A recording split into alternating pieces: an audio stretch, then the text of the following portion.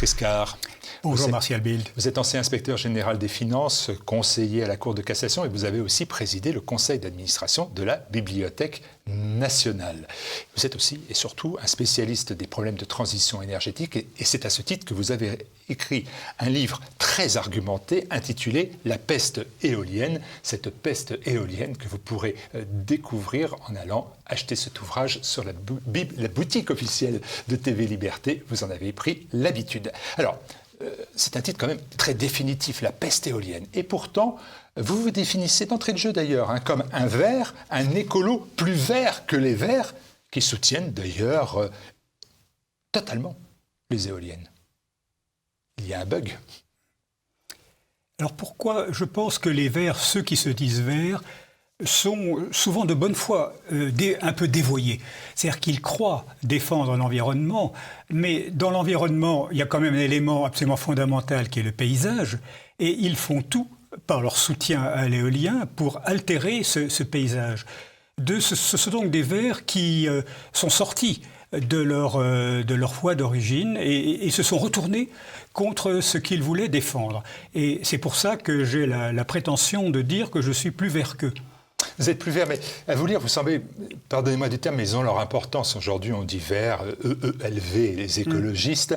Et pourtant, je vous sens plutôt plus environnementaliste que vert, plus préoccupé de la faune et de la flore que de la culture woke ou de la culture queer ou de l'interdiction de sapin de Noël dans les salons. Oui, alors si on entend les termes comme vous le faites, c'est évident. Hein, je suis plutôt environnementaliste. Mais surtout, je déplore que cet adjectif vert, qui est louangeux, qui est favorable, soit pris et accaparé par des gens qui ne le servent pas vraiment et qui se retournent contre lui. Alors, je vous ai invité parce que, à partir de ce postulat, je suis vert, plus vert que les verts, vous ajoutez une autre notion qui n'est pas forcément toujours partagée. Vous dites, moi je considère, après l'avoir étudié, que le réchauffement climatique est une réalité. Vous ajoutez quand même tout de suite une réalité mal comprise. J'ai senti là une pointe de climato-scepticisme. Alors non, je ne suis pas du tout climato-sceptique, j'aimerais l'être, mais je ne le suis pas. Je ne le suis pas, je suis obligé de reconnaître que le réchauffement est une réalité et qu'il a, pour l'essentiel, une origine humaine, l'origine de nos activités. Quand je dis que c'est mal compris, c'est qu'il y a des simplifications abusives. La principale étant de se focaliser sur les émissions de carbone, après tout ça, c'est vrai, ça c'est important, et d'oublier le reste. Le méthane à volume égal est beaucoup plus corrosif, beaucoup plus gênant que le carbone. Et le méthane, notre agriculture en dégage, l'exploitation du gaz naturel en dégage, elle tourne dans des fuites, dans les conduites, dans les gazoducs. Et c'est des problèmes qui ne retiennent pas l'attention parce que tout le monde se focalise un peu trop sur le carbone. À partir de ces deux postulats, je trouvais que votre point de vue sur l'éolien est intéressant et apporte dans le débat des éléments essentiels. Le premier, donc on en vient à l'éolien. La communication officielle et celle des promoteurs laissent croire que l'éolien est utile à la défense du climat. C'est une énergie verte, on nous rappelle ça. En réalité, vous dites, et c'est une première affirmation, accroître l'éolien ne bénéficie pas au climat. Vous ajoutez même, il aurait même toute chance de lui nuire. Alors vous êtes vraiment à contre-courant. Je suis à contre-courant en précisant quand même que tout ce que je dis, c'est la France. C'est le cas français. Si on regarde le monde entier, c'est un peu différent. Il y a des pays qui bénéficient de vents alizés réguliers, donc l'éolien a un bien meilleur bilan économique. Il y a des pays, à commencer par notre ami l'Allemagne, qui ont une énergie en grande partie fournie par les fossiles, le charbon, le lignite. Et il est vrai que l'éolien peut, dans une certaine mesure, atténuer ce handicap. Mon verdict, c'est la France. Je constate que la France a un nucléaire bon marché, bien implanté, qui pourrait durer encore très longtemps. Les Américains estiment que les réacteurs, qui sont à peu près les mêmes que les nôtres, peuvent durer jusqu'à l'âge de 80 ans. Donc ça nous donnerait 40 ans devant nous sans faire appel à d'autres sources d'énergie, sans faire appel à l'éolien. L'éolien ne sert à rien. Puis nous avons aussi une bonne hydroélectricité.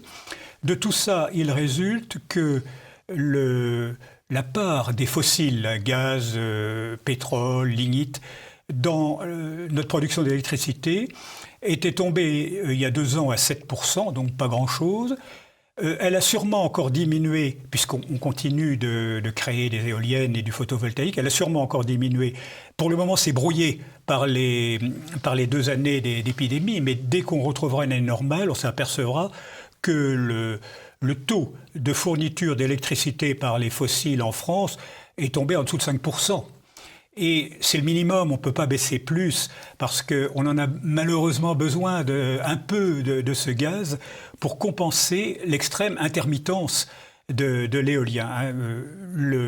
Les éoliennes, dans notre pays, en moyenne, ne fonctionnent qu'à 24% de leur puissance. La plupart du temps, ou bien elles sont arrêtées, ou bien elles tournent au ralenti. Donc elles sont au ralenti, il faut bien que quelqu'un fournisse l'appoint. Qui va fournir l'appoint ? En l'état actuel de la technique, c'est le gaz. Le gaz naturel, alors il est polluant, moins que le charbon, moitié moins que le charbon, il est quand même polluant. Il n'est pas renouvelable. Donc, plus on crée d'éoliennes, plus on est obligé de créer des installations de gaz. Il y en a une en Bretagne qui est en cours de construction, à Landivisiau. On a besoin de ce gaz. Et ma conclusion sur ce point, c'est que l'éolien, ayant conclu un mariage forcé avec le gaz, qui n'est ni renouvelable ni propre, l'éolien n'est pas propre et n'est pas renouvelable du fait de son mariage. Alors il y a quand même un argument que vous prenez en considération dans l'ouvrage, mais que vous rejetez d'ailleurs d'un revers de la main, c'est de dire il faut diversifier notre production électrique. Vous savez, cette fameuse phrase « La France ne doit pas mettre tous ses œufs dans le même panier », celui du nucléaire en l'occurrence. Oui. Or, ma réponse, c'est que la diversité, nous l'avons déjà. Si on regarde la puissance installée, le nucléaire ne fait que la moitié, en électricité, ne fait que la moitié. Et les autres sources d'électricité font l'autre moitié. Puis à l'intérieur du nucléaire, il y a de la variété. Il y a les centrales actuelles, il y en a d'autres que l'on va créer. Et puis, il y a surtout le grand espoir du XXIe siècle, c'est-à-dire d'une part les neutrons rapides, c'est-à-dire des installations qui créent plus de combustible qu'elles n'en consomment, en très gros, et la fusion nucléaire, c'est-à-dire le fait de fusionner des noyaux, de fusionner des atomes qui produisent l'électricité. Si on arrive à la faire, tous les problèmes sont résolus. Et il y a un grand projet ITER dans le midi de la France, supporté par un grand nombre de pays, qui avance. Alors on ne sait pas à quelle vitesse il avance, mais il avance. Et puis il y a des projets privés aussi en plus. Donc on peut quand même raisonnablement espérer, dans le cadre du nucléaire, de nouvelles sources qui vont diversifier encore plus. Un vert qui refuse l'éolien, un vert qui défend le nucléaire. Moi, je suis d'une génération qui a connu Die Grünen sind gegen le nucléaire, contre le nucléaire. Vous savez, ces autocollants qui étaient derrière les voitures. Oui. Que sont encore d'ailleurs, au fond de la Bretagne, on a ça. Ça s'explique un peu par l'histoire. Il y a peut-être une confusion mentale entre Hiroshima et la production nucléaire civile. Il y a un aspect religieux de tout ça. Actuellement, le débat sur le nucléaire se focalise sur la question des déchets. On nous dit, bon d'accord, le nucléaire ça fonctionne. Quand la technique est bonne, exemple de la France, il n'y a pas d'accident, il n'y a pas de graves accidents, mais il y a le problème des déchets dont on ne sait pas quoi faire. Alors c'est un débat qui va nous occuper beaucoup. Actuellement, il y a des incidents à Bure, il y a des protestataires qui ont été verbalisés parce qu'ils s'opposaient à la progression du site de Bure en Haute-Marne. Mon sentiment, je ne suis pas spécialiste, mon sentiment en bon sens, c'est que le site de Bure, qui a d'ailleurs son équivalent en Finlande, en train de faire quelque chose du même genre, personne ne proteste. En France, le projet de Bure, enfouissement des déchets les plus dangereux, appelle toutes sortes de protestations, à mon avis à tort, parce que les déchets seront enfouis sous une couche d'argile imperméable, qui est à 500 mètres de profondeur et qui a 200 millions d'âge. En 200 millions, elle n'a pas bougé. Alors pourquoi bougerait-elle durant les quelques siècles qui viennent ? Donc il me semble que le problème des déchets est soluble, Et si difficulté il y a, c'est pour des raisons d'idéologie ou d'incompréhension. Idéologie et incompréhension, on va poursuivre dans vos arguments. Vous affirmez que le courant éolien revient beaucoup trop cher. Là, bien évidemment, moi-même, je suis surpris, même interloqué, parce que je regarde dans les derniers appels d'offres pour l'éolien en mer, on est à 44 € par mégawatt-heure pour ce qui va être mis en service à Dunkerque en 2025. EDF estime que le coût de son parc nucléaire historique est de l'ordre de 53 € par mégawatt-heure. 44 €, 53 €, l'éolien et le solaire sont moins coûteux que le nucléaire. Oui, c'est en tout cas ce qu'on essaie de nous faire croire. On nous dit l'éolien est mature, il est compétitif, etc. C'est faux. C'est faux. Alors, voyons les différents prix. Le nucléaire actuellement en place, les réacteurs existants, le coût marginal, c'est-à-dire le coût du maintien d'une production, y compris les travaux de maintenance et de modernisation qu'on appelle grand carénage. Si on inclut tout ça, on trouve un coût de 33 € le mégawattheure. Tout le monde connaît les kilowattheures. Le mégawattheure, c'est 1000 kilowattheures. Bon, 33 €. Ensuite, passons à l'éolien terrestre. Dans les meilleurs cas, c'est-à-dire pour les meilleurs appels d'offres, on arrive effectivement aux environs de 53. Mais il faut bien voir que c'est un coût partiel, parce qu'en plus de la production, il faut renforcer le réseau. Il y a des éoliennes partout, donc il faut un réseau extrêmement diversifié qui reste à construire. Alors que dans le cas du nucléaire, le réseau existe déjà, les lignes à haute tension existent déjà. Donc il faut se donner un réseau supplémentaire, et puis il faut créer une force de secours, hélas du gaz, pour suppléer les carences et l'intermittence de l'éolien. Donc en fait, ce coût apparent de 53 €, en fait, il est dans la réalité plus proche de 100. Vous voyez l'écart entre 33 et 100. Et puis alors maintenant, venons-en à l'éolien en mer. Alors, vous avez un exemple qui fait beaucoup crier, Saint-Brieuc, la baie de Saint-Brieuc, 155 € le mégawattheure. À quoi les ministres nous disent « Ah, mais il y a Dunkerque ». Alors Dunkerque, ça a été un peu fait... 2025, 44 €. Un peu fait pour les besoins de la cause. Alors je n'étais pas dans le secret des dieux, mais il y a les mauvaises langues qui disent qu'on a un peu tordu le bras d'EDF pour arriver à ça, pour pouvoir opposer un chiffre présentable à toutes les critiques. Ce qu'on peut dire aussi, c'est que Dunkerque, par chance, c'est encore la mer du Nord, c'est plat, c'est pas très creux, quelques mètres de profondeur. Saint-Brieuc et les côtes situées plus à l'ouest ou plus au sud, c'est 40 mètres. Donc ça change tout. La construction est difficile, l'entretien est difficile. Dernière remarque, le site de Dunkerque a été choisi de manière imprudente. Il gêne la navigation. Les Belges sont furieux, ils n'ont pas été consultés, et ils demandent la remise en cause de Dunkerque. Donc Dunkerque est vraiment le mauvais exemple. L'éolien sur mer, vous faites quand même un distinguo. J'ai entendu l'ancien maire de La Baule, Loire-Atlantique, l'ancien maire dire quand elles seront à 15 km de la plage, ça sera la grandeur d'un crayon. C'est quand même pas une atteinte terrible à l'environnement, ça, la grandeur d'un crayon. L'actuel maire, d'ailleurs, a poursuivi la politique. Ça fait 70 crayons quand même, ça fait beaucoup. Hein. Ça altère quand même, ça va altérer l'horizon. Hein.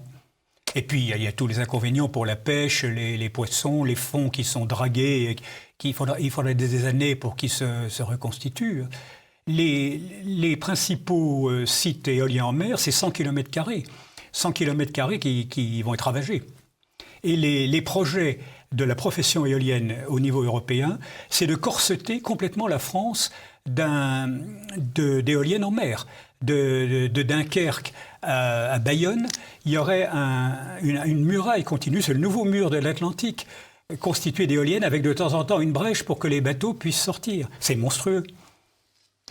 Dans votre réquisitoire, vous affirmez aussi que l'éolien terrestre, c'est finalement l'ennemi de l'environnement, pollution visuelle, menaces sur la faune ailée, nuisances phoniques, tant de choses. L'ennemi.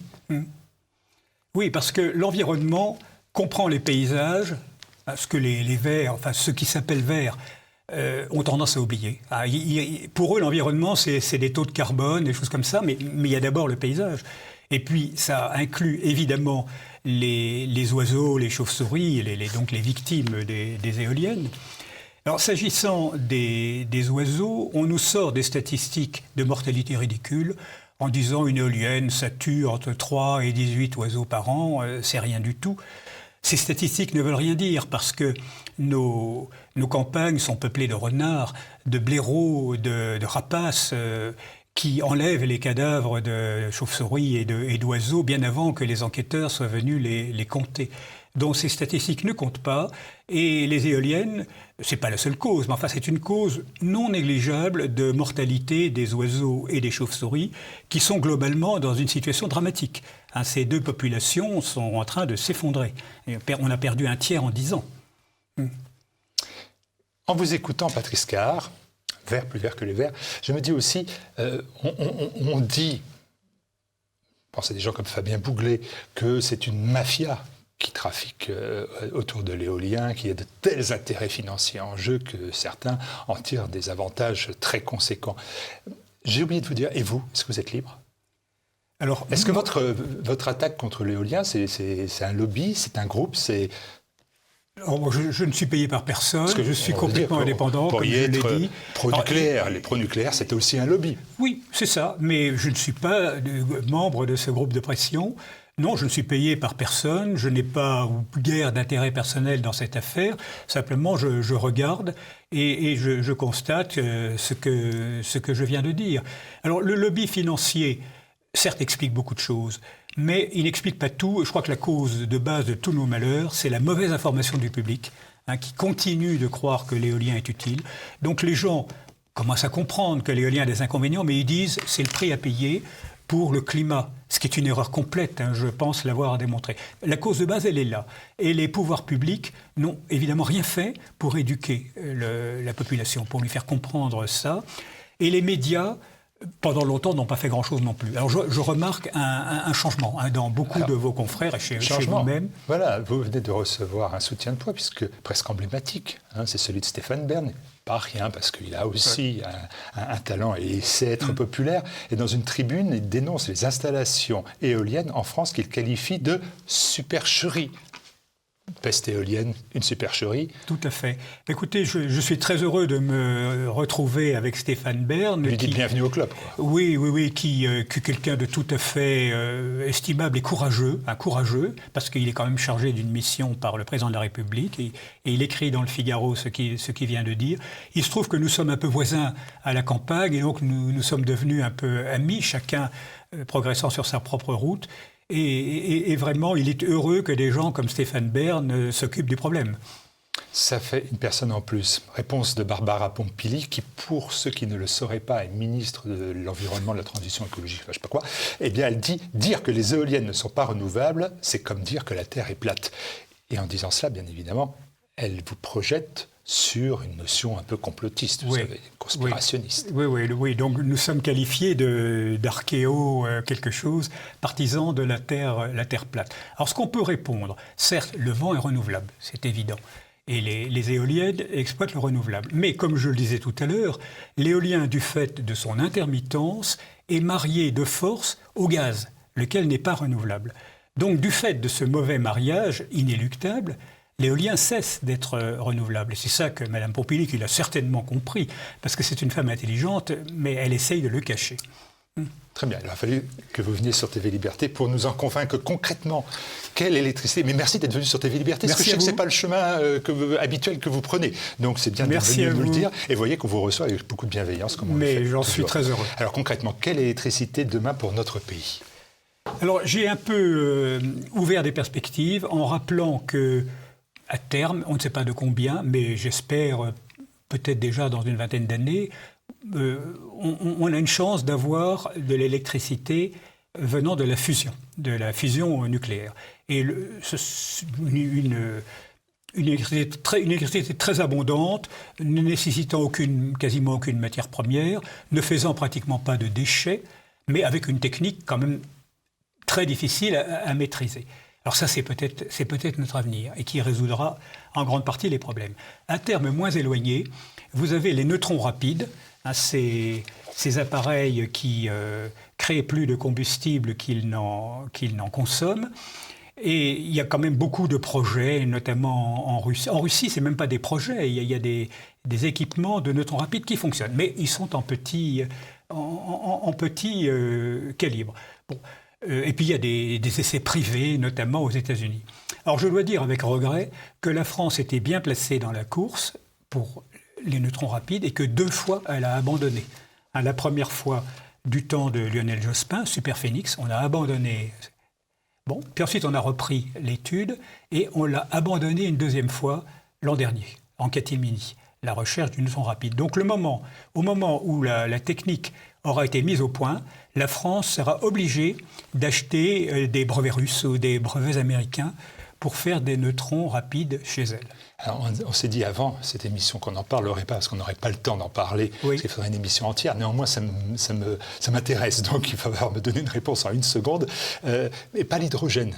Parce que l'hydrogène, on dit, c'est l'avenir. Là, ça y est, on a trouvé l'hydrogène peut servir à quelque chose, mais il ne faut pas compter sur lui pour pallier les intermittences de l'éolien. L'éolien, il y a des pointes, il y a des creux. Si vous prenez l'électricité des pointes, vous la transformez en hydrogène, vous retransformez cet hydrogène en électricité, vous perdez 70% de votre énergie au passage. Donc vous avez pris par exemple 100, un volume d'énergie de 100 dans les pointes, vous vous retrouvez avec 30, et ces 30 ne vous suffiront pas pour combler les creux qui sont eux aussi par construction de 100. Donc l'hydrogène ne peut pas résoudre le problème de l'intermittence. Il peut peut-être d'autres choses, il faut savoir que ça sera toujours très coûteux. Dernière question, en temps de pandémie, l'éolien, ça fonctionne parce qu'en fait, avec l'éolien, on a pu arrêter les machines à fabriquer ailleurs puisqu'on avait suffisamment d'électricité grâce à l'éolien. Oui, c'est de l'humour noir que vous faites. Non, c'est pas l'humour noir, c'est une remarque que ça fonctionne en cas de pandémie, si vous voulez. Oui, bon, espérons que nous ne resterons pas indéfiniment dans cette situation. Merci Patrice Carr, merci. Alors il y avait ici Fabien Bouglet qui est venu, Jean-Louis Buttré qui sont venus aussi défendre votre vision de l'éolien, mais je trouve que c'est des éléments scientifiques supplémentaires, des regards différents. C'était d'un autre endroit de l'échiquier environnementaliste, eh bien, je vous conseille donc de regarder cette peste éolienne. C'est en vente sur la boutique officielle de TV Liberté. Et merci Patrice Carr d'avoir franchi les portes de TV Liberté. Merci, je suis ravi.